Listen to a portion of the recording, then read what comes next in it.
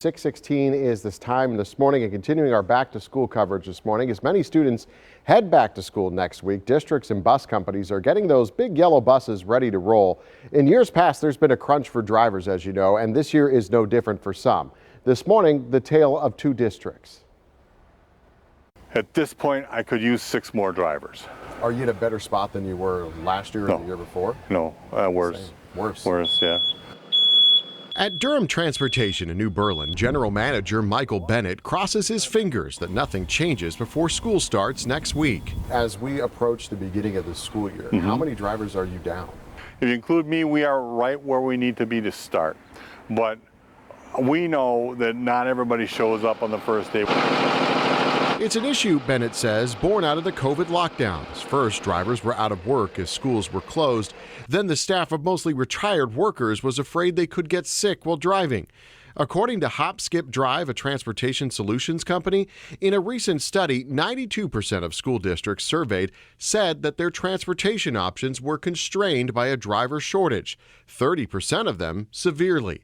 The demand has driven up the pay for drivers. At $23 an hour, did you ever think that you wouldn't be able to find people to drive a school bus for a few hours a day? No. It seemed to me that 23 was it's an unthinkable number, really. I started at 7. I want you to go straight up ahead, go all the way around, we're going to start over. So they are busy training new drivers like Carlo Emanuele, who took the job for the high pay. You've never driven anything this big? Well, actually, in the military, I did.